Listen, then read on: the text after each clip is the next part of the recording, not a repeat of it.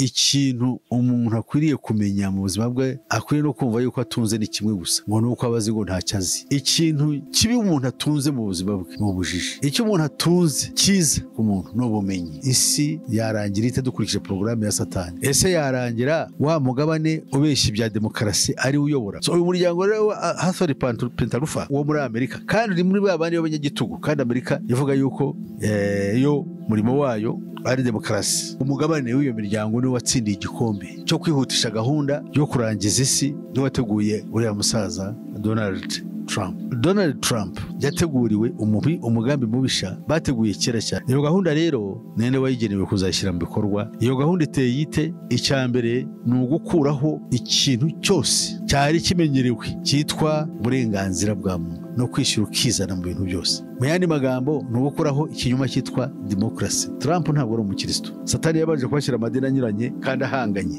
atumvikana mu myizerere, ahubwo muri kino gihe asaba kugira ngo asengere ubumwe bwayo, ngo ariko binyuze hehe? Binyuze ngo mu kwemerana. Njye nunyemera nanjye nka kwemera, ubwo turemera yuko twese turi mu kuri. Ibihugu byose ku isi bigiye kugwa mu bukungu kubera kutagira amafaranga. No, ni ukuvuga ngo ni uguteza imvururu ku isi kugira ngo intambara ya gatatu yatangiye burasirazuba bwo hagati irushaho kugira imbaraga. Gusenga everyday, gusenga buri munsi. Nusenga uzanesha, nunanigwa gusenga uzaneshwa. Senga.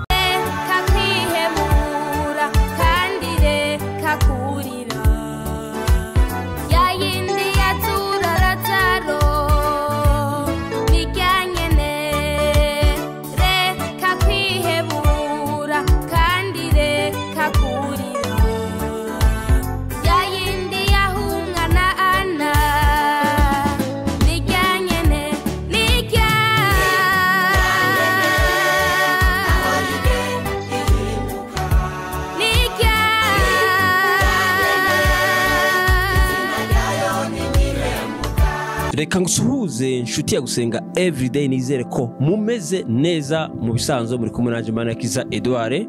Ushobora kuba uri mu bihe bitakoroheye, bitari byiza, wihangane bihe bizahinduka. Abari mu Burundi reka tubasuhuze tubabwire ngo Imana ibahe umugisha. Abari mu Rwanda reka tubasuhuze namwe tubabwire ngo Imana ibahe umugisha. Reka dusuhuze abari muri Afrika mwese mwumva Ikirundi, Ikinyarwanda, Ikinyabwisha. Turabake ko gusenga everyday, turababwiye ngo turakunda mu inshuti za kadasohoka. Abari ku mugabane wa Burayi, shalom shalom, turakunda mu inshuti zacu mukurikirana ibiganiro byacu. Abari ku mugabane wa Aziya mukurikirana ibiganiro byacu mu inshuti zacu, namwe turabasuhuje kandi tubahaye ikaze mu kiganiro cya gusenga everyday. Abari ku mugabane wa Amerika, shalom shalom, turakura mu inshuti zacu mukurikirana ibiganiro byacu kandi kwa tubakiriye kuri gusenga everyday. Abari ku mugabane wa Oceania, shalom shalom, turakunda mu inshuti zacu ko mukurikirana ibiganiro byacu bya gusenga everyday. Nkuko muri kamera za gusenga turi kumwe na Pastor Musisi. Uraho Pastor? Ndaho ndashima. Amakuru yanyu? Turaho tumeze neza, ego duhimbaza Imana kandi twiringiye ko namwe muri amahoro uko tubabona. Twatubona umwanya wo gusuhuza n'abakurikira gusenga everyday ari hirya no hino ku isi.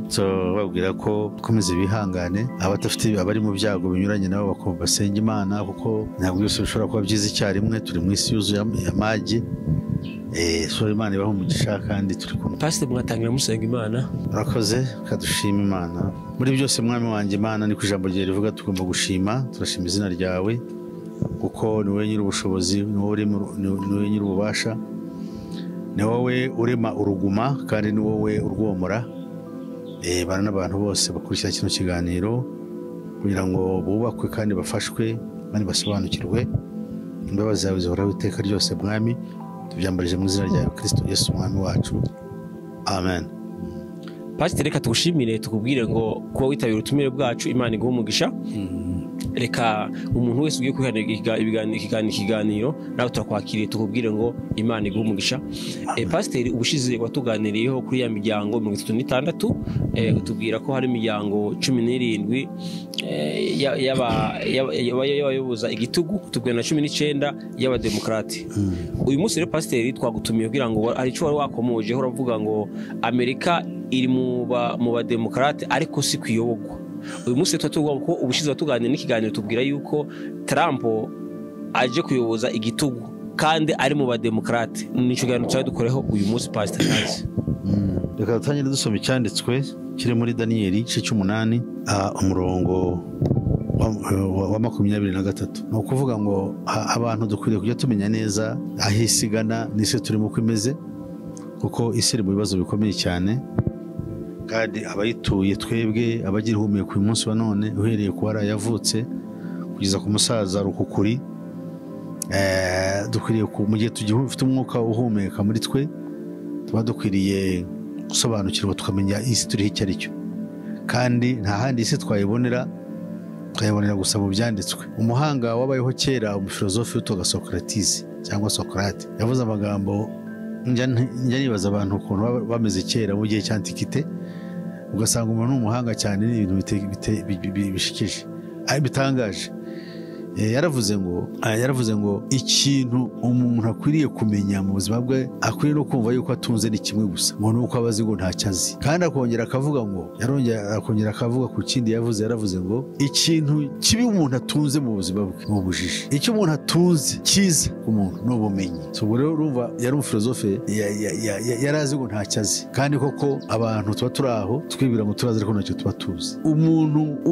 Ubumenyi nyabwo Yesu yaravuze ngo nuko kumenya data, bakabimenya n'uwatumye mu isi yuko ari Yesu Kristo. Icyo kintu cyakabaye ari cyiza cyane. None ntacyo bazi. Katureba aya magambo Daniyeli yavuze, ubuhanuzi bukomeye bukwiriye kuba abantu babumenye. Haravuga ngo igihe ubwo bwami buzaba bwenda gushirira, abanyabyaha bamaze gukabya, umwami w'umunyamwaga umenya bitamenyekana azima. Imbaraga ze zizaba zikomeye, ariko ntizizaba ari ize. Azarimbura bitangaje, azabasha ibyo yagambiriye, azarimbura abakomeye n'ubwoko bw'abera, azagira imigambi ituma abashishwa byose n'uburyarya, kandi azishyira hejuru umutima we, kandi azarimbura benshi biraye, ndetse ntabwo azagarukira aho, ahubwo azahaguruka no kurwanya umwami w'abami. Ariko ikibabaje ngo azavunagurika ntawe umukozeho.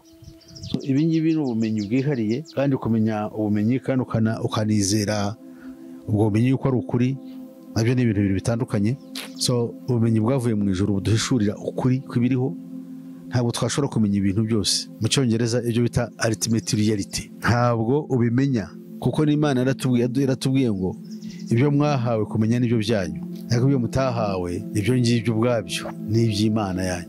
Imana niyo ifite ubumenyi bwose buhagije, ariko hari icyo dukwiriye kumenya utuntu dukeya ariko tugira akamaro. Kumenya Yesu Kristo wavuye mu ijuru, no kumenya Satani n'imirimo ye. Ibi bibaze kubimenya uba ufite ubumenyi bukomeye. Ikibazo cyawe nicyo ngiye kwinjiramo. Nk'uko twabivuze ubushize, twavuze ku byerekeye imigabane ibiri y'imiryango ikorera mu ibanga rikomeye cyane y'abafurimaso, bayita secret alloges.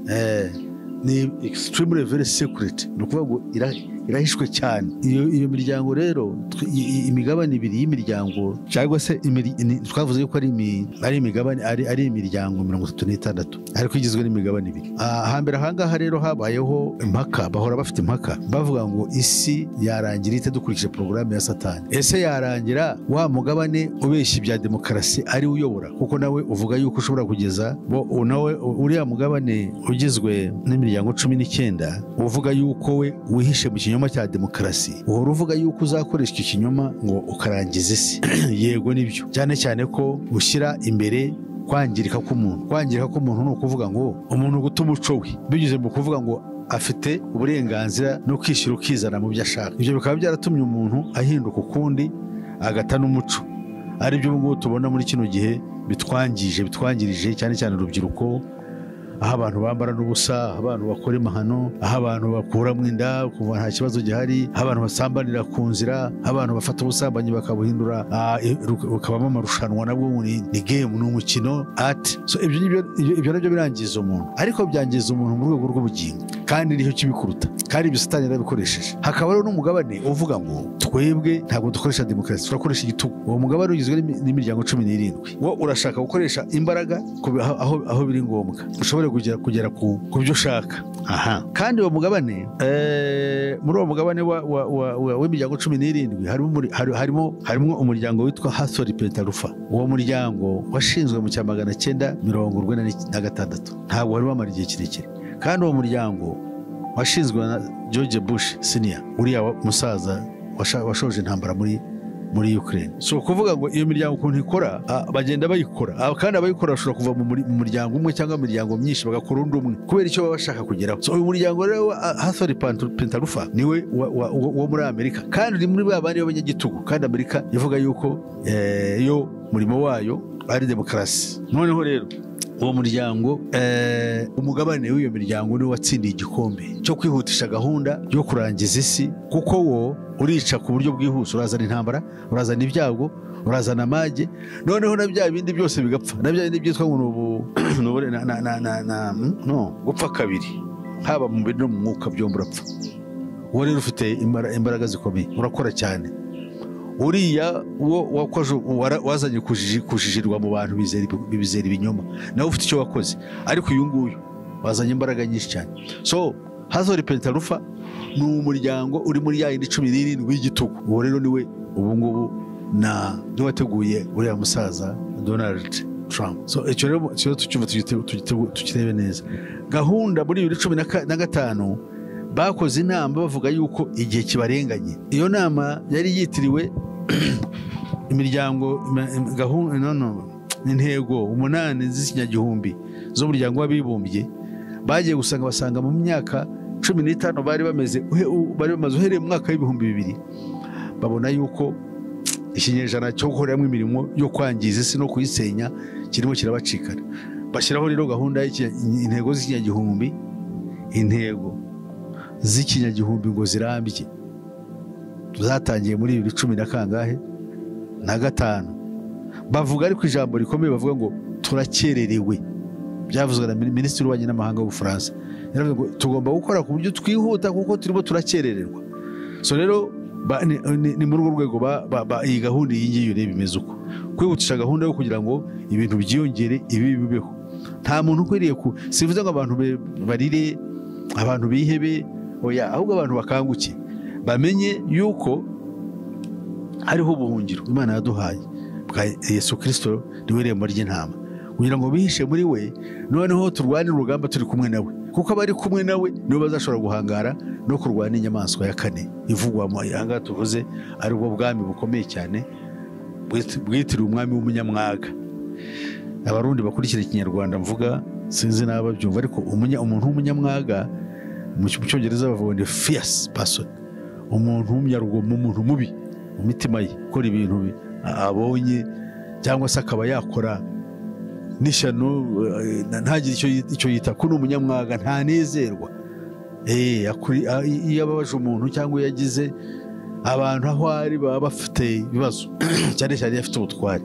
So rero niyo kibazo cyo tugize nibwo bwami bwa Roma butegekisi kugera none. Ubu turimo turinjira mu gihe gikomeye kandi kiruhanyije. Donald Trump yateguriwe umugambi mubisha bateguye kera cyane. Hari umuntu wahoze ambwira yuko yumvaga babivuga muri 2019. Yes, 2019 bavugaga gahunda yitwa Agenda 2025 agenda cyangwa project 2025 ni projet cyangwa ni gahunda ya umwaka 2025. Iyo gahunda rero nene wayigenewe kuzashyira mu bikorwa Trump. Iyo gahunda iteye ite? Icyambere ni ugukuraho ikintu cyose cyari kimenyerewe cyitwa uburenganzira bwa muntu no kwishyura ukizana mu bintu byose. Mu yandi magambo ni ugukuraho ikinyoma cyitwa democracy. Ko democracy bivuze ishingiye kuri pillars eshatu, inkingi za mwikoreze eshatu. Iya mbere ni representation, guhagararirwa n'intumwa witoreye muri parlement. Ya kabiri nicyo bita freedom, ubwisanzure, kuvuga, gukora, gutekereza, gushinga, nicyo bita kwa free association, kuvuga ngo ntagije iki nkoze biriya. Icya gatatu, inkingi ya gatatu ya mwikorezi muri demokarasi ni equality, mbese kureshya kw'abantu bose imbere y'amategeko n'imbere ya opportunities. Ukuvuga ngo runaka naba ashobora kuba yabona iki nanjye nakibona ntahejwe. Ubwo rero ibyo ngibyo nibyo bigiye kuvaho. Nk'ubu ngubu yafashe icyemezo cyo kuvuga ngo ibintu by'ubukristo agomba kubigenzura, yifashishije ngo hariho imvugo ya kiryarya iriho. Bibiliya yatubwiye ngo bazaba bakoresha uburyarya. Uburyarya buravuga ngo umuntu ajya gusenya ikintu yabanje kuvuga ko ari cyo agiye kukirengera. Ngo arashaka ubukristo budaheza, kandi ubukristo butavangura, ngo kuko harimo benshi muri leta ye n'ahandi hirya no hino barimo bakora ibintu ngo b'abakirisitu ariko mu bukirisitu ngo budasobanutse ngo bubogamiye. Ikoresheje ijambo rivuga ngo nshatse kuvuga yuko hariho ikintu kigoramye kibangamye ubukirisitu bubangamiye mbese butari ku murongo bubangamiye abantu bamwe. Noneho hari umuntu wabajije akavuga ati ariko se ko muri Amerika nta ubukirisitu nta ko yavuze yaravuga ati ko nta karengane mu bukirisitu bwa Amerika. Trump aze kuzana ikiza icyo kibazo yavuze yashyizeho icyo bita task force afite n'uwo yayihaye kuyiyobora ngo yinjire mu by'ubukirisitu. Ati icyo cy'ubukirisitu ashaka ni iki? Aha rero niho we yahise avuga ijambo n'ubuse yuko rikomeye. Yavuze ngo arashaka gukuraho itandukaniro ryari risanzwe rihari. Hari icyo bita church and state. Church and state ni ukuvuga ngo hariho leta hakabaho n'idini cyangwa n'itorero. Ubu rero byombi aravuga yuko kugira ngo bimwe byigenga ukwabyo atari byo, ahubwo arashaka muri ayo mayeri idini gukontororwa na leta, iyobokamana gukontororwa na leta cyangwa kugenzurwa na leta. Bivuze iki rero? None kandi we yavuze ubukirisitu, ntabwo yavuze n'andi madini, yavuze ubukirisitu. Aho se bivuze iki? Trump ntabwo ari umukirisitu. Ubyo nibi abantu bita nomino Christians bo barahari. Burya Trump ntabwo ari umukirisitu. Umukirisitu ubona bita nomino. Yego. Kwizina gusa. Ntabwo ari umukirisitu mu buryo bwo kubyarwa n'umwuka, mu buryo bw'umwuka. Ngo amenye umukirisitu cyari cyo ya. Ni umukirisitu nomino uraho. Nk'abana bose buriya bagira bari mu isi bitwa abakirisitu. Mu kibiri babita ngo n'abaporoti. N'abaporoti. Nibyo. So abo rero nibo benshi nka 90% by'abakirisitu nuko bameze bari mu madini anyuranye. Ari nayo impamvu Satani yabaje kubashyira amadini anyuranye kandi ahanganye atumvikana mu myizerere, ahubwo muri kino gihe asaba kugira ngo asengere ubumwe bwayo, ngo ariko binyuze hehe? Binyuze ngo mu kwemerana. Je nunyemera nanjye nka kwemera, ubwo turemera ko twese turi mu kuri. Ubwo rero ahubwo dusengere icyago cyitwa ubumwe bwacu. Ase byashoboka bita yuko abantu batibaza impamvu ibyo bice bijya kuza ubundi byazanywe n'iki? So rero nta kundi twabigira, isi nihigana isi nihigana. Right. Kadukomeze noneho nkwereke. So Donald Trump ari muri iyo proje. Iyi proje niyo gufata ubukirisitu bugatangira kwijirirwa ku isi yose. Niyo mpamvu mbwira abanyumva ariko bafite umwuka wa Kristo kugira ngo duhaguruke, kandi guhaguruka si ukundi no so guhaguruka kw'amaguru ho kwiruka, abo no guhaguruka dutekereza twifatanya n'Imana mu mugambi wayo yaduhaye. Uko yaratubwiye ngo kunesha inyamaswa ivugwa bizakora kandi bizakunda. Ese bizakora ryari? Bizakora umunsi Kristo yahagurutse, kuko turi kumwe nawe tuzanesha. Ibintu biriho nta muntu wabinesha ku giti cye. Wabonye Donald Trump ibintu akora burasirazuba bwo hagati, arimo arakora ibintu biri bizarre, abantu bose bagatanga. Gufata ikirwa cyitwa Greenland acyomeke kuri Amerika, kandi icyo kirwa Greenland ubuni n'iki gihugu cyitwa Denmark cyangwa Denmark cyo mu Burayi. Arashaka gukoresha ibintu byose igitugu. Yavuze ngo agomba kwimura abantu bakagenda, abantu baba muri Gaza, bariya abaturage bo mu gihugu cy'igice cya Gaza y'aba Palestine bagomba kugenda, bamwe bakajya muri Jordan, abandi bakajya muri za Egypt, abandi bakajya niyo kure. Kandi akabivuga nk'umuntu ubundi uriya mwanzuro ntabwo ufatwa n'umuntu. Ubundi muri kino gihe cy'ibinyoma tuvuyemo, kuko tubundi turava mu gihe cy'ibinyoma, turimo turinjira mu kuri muje Satani kutwigaragariza uko ari, nta diplomasi.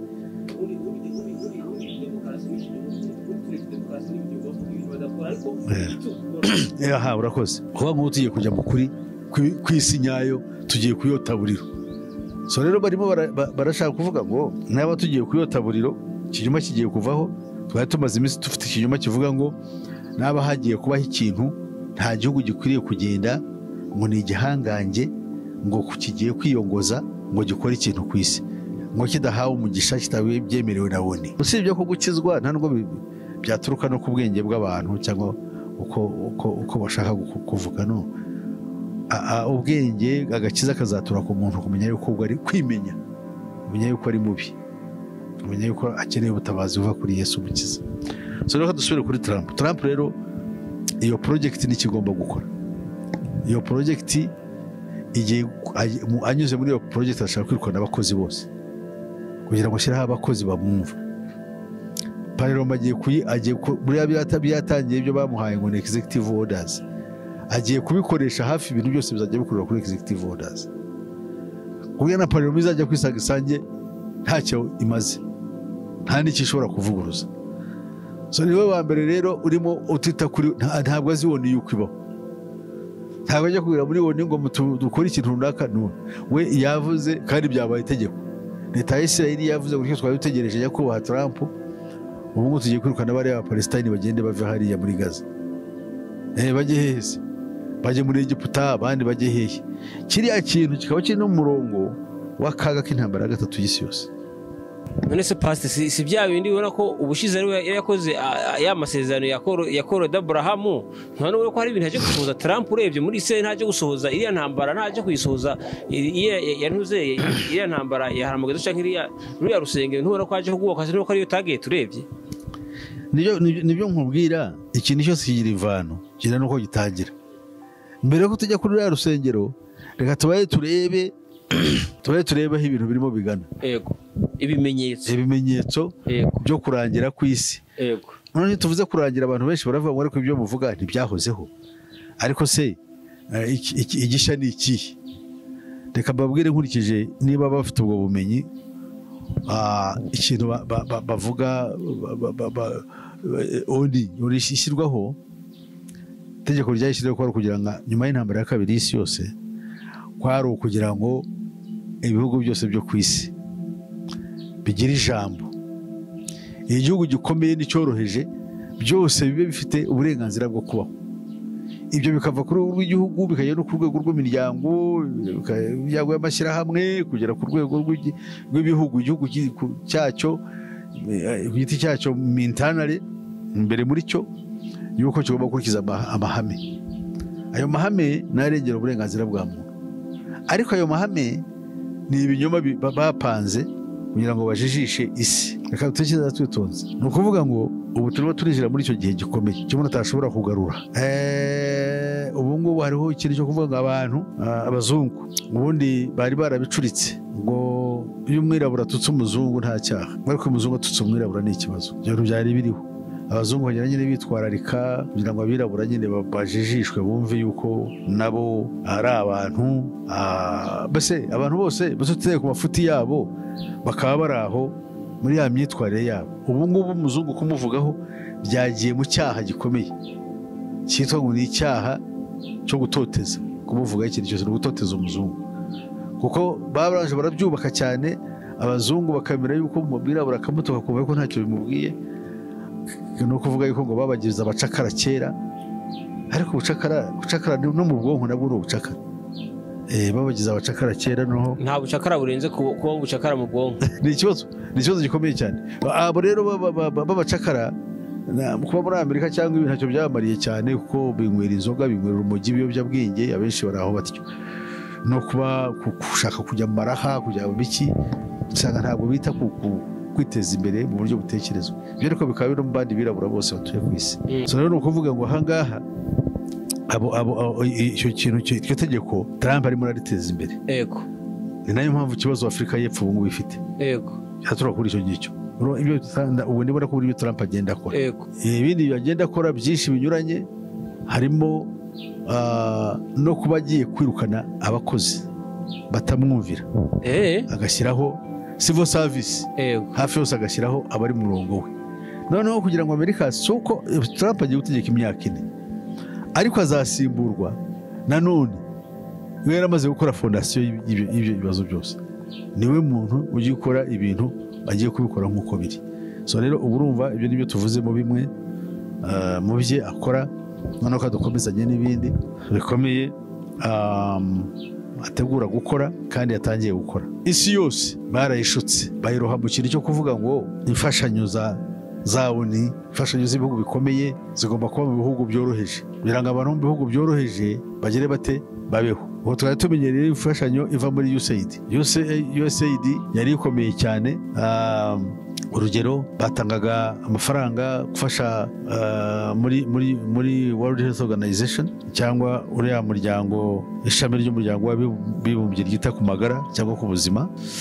Ibyo bakabikoresha mu gufasha abantu. Urabona ko abantu barwaye za sida, hari imiti bahabwa ku buntu. Abantu barwaye za bwaki, abana bahabwaga amata, n'abandi bantu bari mu ngeri nyinshi cyane z'uburwayi n'imiti myinshi ivura.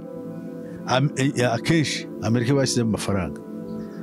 kandi mu bihugu hafi 130 kuri 154 bigize umubumbe wacu. Rero hakabaho ikibazo kivuga ngo Amerika byose igiye kubihagarika, kandi irabihagarika yirukana abimukira bize bate barabirukanye, noneho imfashanyo babahaga mu bihugu byanyu nazo bazivanyeho, kandi abimukira bajya muri Amerika n'ahandi kujya gushaka ubuzima. Ubwo rero isi igiye guhura n'ibibazo. Ubukene buteye ubwoba tugeze bubaho official bugiye kugaragara mu bantu, indwara zigiye kugaragara zica abantu benshi. Nta n'umuntu wambwiye, kandi nibire ko ari byo uranisanzwe mbiza araho biri muri iyo gahunda, ariko ntabwo narinze uburyo bagiye kubikora. Uburyo bagiye kubikora ni ubu ngubu. Ibihugu byose ku isi bigiye kugwa mu bukungu kubera kutagira amafaranga, kubera amafaranga yatunze kugenda nk'ibyo bakoraga kuvuza abantu, gukora iki n'ibindi bashyigikiragamo. Muri ibihugu biko bigiye kwihagarara kandi bitari byiteguye, bigiye gufata inguzanyo nyinshi cyane muri Banki Mondiale no muri International Monetary Fund. Niba rangiza rero amafaranga kuyafata, amafaranga ntabwo bazashobora kuyishyura. Uburyo bwo kwishyura ni ubuhe? Icyo bita collateral ni ikintu cyo shinganisha kugira ngo ubone umwenda.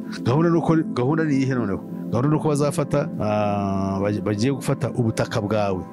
Ibihugu bigiye gutangwa gushinganisha ubutaka bwabyo, nta kindi. Ubutaka bwabyo kuko nta wundi mutungo bafite ugaragara ufatika, noneho ubutaka bwabyo aba aribwo buhinduka icyo umuntu agwatiriza. Ibyo byose biri mu nzira yo kuzana amage ku isi, ibyo byose biri mu nzira yo kuzana imidugararo n'amarira, kandi bigiye gukwira ahantu hose, ibihugu byose. Nk'ubu ngubu ibyo birakorwa, hariho n'umugambi, ibintu biri ku isi y'abantu babyumva nk'uko mbabibabwira. Hariho umugambi wo kwifashishijwe guhindagurika kw'ibihe, ko gutuma abantu benshi bapfa kubera inzara, kubera intambara, kubera ibitingito, kubera ibyago b'ingeri zose, kandi bigomba gukwira isi yose. So rero muri make iyo niyo gahunda ijyanye n'ibyo ngibyo, niyo gahunda ijyanye no kurimbuka ku isi. Noneho rero nkashaka kuvuga ku byerekeye ku buryo bwihariye Palestine kuyikoraho hariya bivuze iki? Donald Trump ntabiyobewe, ntabwo bigoye. Hari hashize iminsi leta ya Isirayeli yaratangiye, hari uwari ushinzwe muri iyi minsi yareguye, yari ashinzwe ubutegetsi bw'igihugu muri Isirayeli witwa Itamar Gvir yazanye, yerekanye ko Isirayeli igomba kugendera ku isezerano ry'Imana, uko ubutaka bwabo bwari bumeze mbere igihe Mose yabuhabwaga, bagomba rwose kubugarurirwa. Yari amaze iminsi abivuga, ariko ubu yareguye, ariko yari kumwe n'abandi bantu benshi bari kumwe nawe, bavugaga yuko Isirayeli kugira ngo iruhuke igomba kwigarura ubutware bwayo bwa kera. Urusengero ntibaruvuga ubu ngubu, ariko kugira ngo bagere kuri ibyo aricyo bashaka kuvuga. Ubutware bwabo niba bahagaruye hariya hose hitwa ngo ni iwabo, bakambuka n'umugezi wa Yorodani bakajya mu bice byari hakurya ya Yorodani, byari bituwemo na bene Rubeni n'igice cya Manase, usigara hakurya ya Yorodani. Yego, abo bagomba kuhafata bakajya n'ahandi kugera ku ruzi rwa Ufurate. Ibyo ngibyo rero sinzi impamvu uruzi rwa Ufurate baruvuga, ariko rwo ruri hirya muri Mesopotamiya. Baravuga rero icyo bita Greater Israel Program, aho ngaho bahita Igereyadi, aho ngaho hakurya, aho imiryango ibiri, umuryango umwe n'igice wasigaye, aho rero yose bagomba kuhagera. Ibyo ngibyo babivugaga kera, tukibaza uko bizagenda, kumbe byari byarateguwe. Ubu rero bahawe uburenganzira na Trump. Trump amaze kubaha, none se bazabikora biboroheye? No, ni ukuvuga ngo ni uguteza imvururu ku isi kugira ngo intambara ya gatatu yatangiye burasirazuba bwo hagati irushaho kugira imbaraga. Kuko Abisirayeli baravuga bati, abaturage bo muri bihugu by'Abarabu n'Abayisilamu bose bahagurutse, ibyo ntuzapfa koroha. Uzi ko pastor hari ibintu ugenda uvuga bikagenda bisohora. Nibuka dukorana ikiganiro Trump ataranarahira, waravuze Trump agiye kuzayoboza isi igitugu. Uravuga ngo numubona irahira rya Trump muzamenye ko isi gushishana, kandi ko kwimenyetso tugenda tubibona. Ngo rero niyo mpamvu turimo twinjira mu gihe gikomeye, abantu barangaye kuko turumva ibindi, hari abantu kubera ibibazo barashaka ibinyoma byabahumuriza, ariko nta kinyoma kizahumuriza umuntu. Ikizahumuriza umuntu uko ahindukirira ukuri gusa, kandi ukuri ni Yesu Kristo wenyine. Kuko wabyanga wowe icyo ushobora guhitamo, ubushake bwawe se bugomba gukurikizwa, ubushake bwanjye se bugomba kwitabwaho, ahubwo ubushake bw'Imana. Ubushake bw'Imana nuko turokoka. Ikindi cya kabiri, Satani umugambi we wo gutuma abantu bose barimbuka ntawe ushobora kumukuraho, arawufite, cyakora icyazi gukora ni ukubeshyabeshya abantu, ariko ibyo kubeshyabeshya ubu byavuyeho. Ibintu bigiye kugendera ku muvuduko ukomeye cyane, kuko ubundi abantu batinya gukora ibi kubera gutinya intambara. None intambara tuyirimo niyo turwana, bagomba rero kubisohoza ibyo ngibyo bagateguriza na antikristo aho akwiriye kuzaza agatura. None se pasiteri, ni kubera iki barimo bavuga ubutaka ariko urusengero batarushyira mu kanwa, bataruvuga? Ni impamvu ki? Biroroshye. Urusengero se ruri ku butaka.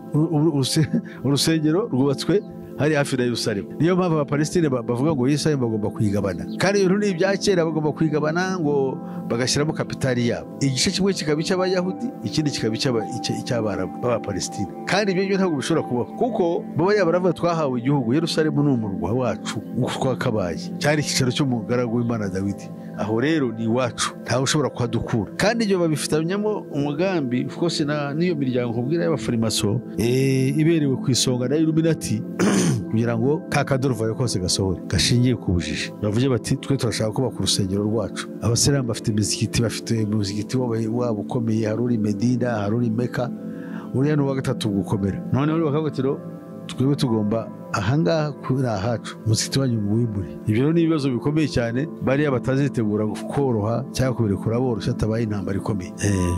Ubu ngubu turasanga tugiye kwinjira muri za crusade zizindi z'igihe zabayeho mu kinyejana cya 11 n'icya 12 n'icya 13. Kikaba cyari igihe giteye ubwoba. So rero Imana ibaho umugisha, tugomba kwikanguka, tugomba gutekereza. Iminsi niyi, kanguke twiyunge n'Imana. Murakoze. None se pasiteri, tugana ku musozo, Trump urabona ko ari bubashikire, bari bubirukane bari abantu, ese baremera kugenda cyangwa bari bugwane n'intambara y'Abarabu n'abari abantu ze igiye kuba ni y'abari Abarabu n'abari bitwa ngo nabantuze n'abari bakomoka kuri Yakobo? Si intambara igiye kuba? Oya, twebwe tukabaye ko hariho intambara ifite ibyiciro 14, ibyo bita 14 steps cyangwa intambwe 14 z'intambara ya gatatu y'isi yose. Kimwe muri byo rero ni ikibazo cyo hariya Burasirazuba bwo hagati. Burasirazuba bwo hagati hagomba kubaho iriya ntambara yahanuwe ko igomba gukomeza. Isirayeli igatera ikarwana na ntuza na Hamasi, bikaba intambara izakwira ikajya muri Libani. Bariya bitungana aba Hezbollah bakarwana, noneho bikatuma Irani yinjira muri iyo ntambara. Intambara noneho yamara kwinjira muri Isirayeli bagatangira bagahangana, ihanganye na Irani. Noneho Irani nayo igashyigikirwa n'Abarusiya n'abandi bakomunisiti, abandi bose bahoze ari abakomunisiti bakayishyigikira Irani, kimwe n'ibindi bihugu by'Abayisilamu byose bisigaye. Hanyuma Isirayeli igashyigikirwa n'iki n'ibihugu byose bivuga ko ari iby'Abakristo. Ibi barabiteguye kandi birahari. Ubu niyo ntambara tugiye kubona. Niki zayifungura? Kimwe muri ibyo ni urufatiro rw'ubwira aricyo buri muntu wese yitegura, bave mu bintu byo kujijirwa no kubeshya. Narivuze ngo hari intambwe 14 z'intambara. Izo ntambwe 14 z'intambara nakubwiye nizo ubu ngubu turimo dukurikiza. Izo ntambwe z'intambara ngira ngo intambwe ya 4 niyo tugiye kwinjiramo, aho Isirayeli igomba kurwana nande, igomba kurwana na Irani. Ibihugu bimwe bikajya ku ruhande rwa Irani, cyane cyane iby'abakomunisiti, byahoze ari iby'abakomunisiti ndetse n'iby'Abayisilamu byose. Ubwo ni ukuvuga ngo harimo n'iby'Abarabu. Hanyuma rero Isirayeli igashyigikirwa n'ibindi bihugu cyane cyane byitwa yuko ari iby'Abakristo. Hari n'ibindi bihugu bizagenda bishyigikira bijyamo kugira ngo bishake aho bihagarara. So rero niyo mpamvu ubu ngubu turi mu bibazo bikomeye. Nibwira yuko dukwiriye gukanguka, dukwiriye kumenya isi turimo uko imeze, tukava mu bintu by'ubujiji no kubeshya. Pasiteri, wigeze tubwira ko hari gahunda yari hari yo gusenya, hari ibihugu ngo 7 bagomba gusenya. Bari bavuze ko igihugu gisigaye gusenywa ari Irani. Ese muri izi step 14 iyo kurwana Irani na Isirayeli ntihaba harimo na gahunda yo kuzasenya Irani? Murakoze kubaza ikibazo cyiza cyane. Ibindi bihugu byarasenyutse muri bya 7 byagomba gusenywa. Ubu ngubu kirimo gusenywa kimaze kugera hasi ni Libani, Lebanon. Ubu ngubu hasigaye Irani kuko bivuze. Ariko ubwo ngubu Irani nayo bari isigaye rero ubu yitahiwe. Ese bazayisenya bate? Hagomba kuba uburyo bwo kwisenya bwemewe binyuze muri iyo gahunda kubwiye. Keretse hari yindi wenda ntazi bateguye, ariko iyo ngiyo yibaze kwigaragaza yuko ariyo gahunda igaragara kandi hari. Kandi iyo gahunda izabaho. Niyo mpamvu kino kinyejana bakise American Century, ni igihe cyo kwivuga ibigwi n'imyato kwa Amerika gukora ibyo ishaka ku isi.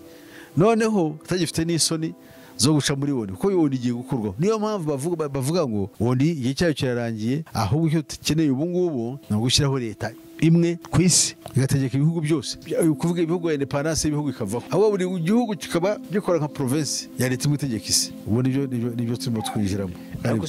N'ibimenyetso si bitumaze iminsi twumva ngo arimo Trump arimo arashaka ngo Canada ngo ize kuri Amerika, ngo ibe ngo ibe intara. Yes, ibyo barabivuga.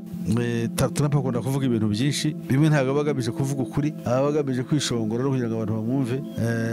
Ugasanga rero nuko ameze, ariko icyo uvuze nicyo ni mu rwego rwo kugenda ibihugu byinshi bitakaza ubwigenge, kandi bizaba nta nubwo byo Trump avuga aribyo bizakorwa. Bivuga ibihugu ngo we ntashobora kubivuga nonaha, ariko niyo gahunda. Ibihugu byose bigomba kumanuka bikajya ku mavi bigapfukama bikisabira leta imwe kugira ngo bishobore kubaho. Nubwo bitakugwa kuri Trump, igihe kizagera ibyo bintu bikogwe. Oya, bigomba gukura Trump ubu afite manda y'imyaka 4.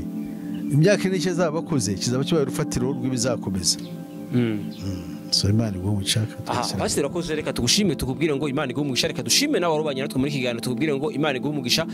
Pastor, reka tuhisabire ubutaha uzatubwira izi ntambwe 14 z'intambara. Nibwo ubutaha nibwo uzatubwira ingingo buri ngingo muri izi ntambwe 14 z'intambara. Murakoze cyane. Pastor, wasoza ubwira abantu nimero ya telefone. Urakoze. Njyewe ngira numero ya telefone yanjye ariyo 0788 50 56 76. Reka rero nkubwire ngo hari itangazo naguha. Twe tugira aho twigira amasomo 3 yo kutumenya ibi byose babwira hariya mu Nyakabanda, tukaba duterana saa 7 za kumanywa kugera saa 10 n'amasaha 3 yine duterana. Aho rero nkwingingira kugira ngo ufatanye natwe muri iyo gahunda yo gushaka kubona ubumenyi umuntu atatangiye ikiguzi.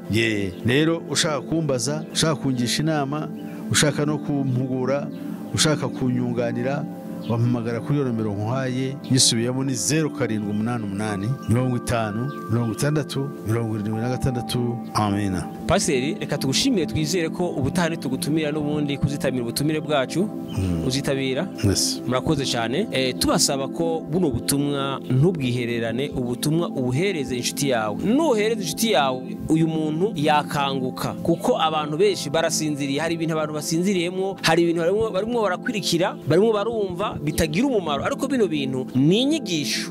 Ibintu nurangiza kubyumva aho waba uri hose, waba uri muri Afrika, waba uri ku mugabane wa Burayi, waba uri ku mugabane wa Amerika, waba uri ku mugabane wa Aziya, waba uri ku mugabane wa Amerika, tugusaba gose buno butumwa, nubona message ukabona buno butumwa, bwohereza inshuti yawe, uzadufashije kwamamaza ubutumwa bwiza. Imana ibahe umugisha, igana ubutaha. Shalom shalom. Amen. Senga everyday, gusenga buri munsi. Nusenga uzanesha, nunanigwa gusenga uzaneshwa. Senga.